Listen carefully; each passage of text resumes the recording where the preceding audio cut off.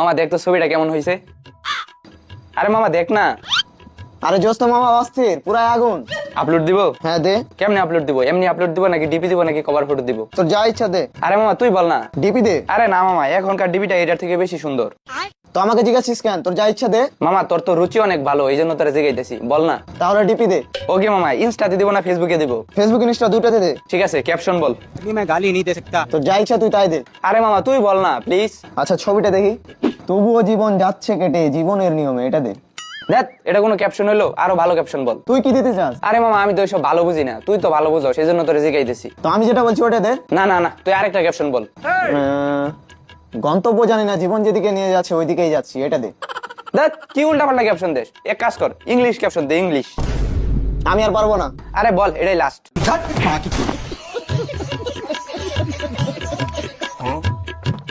মামা দেখ তো ছবিটা কেমন হয়েছে।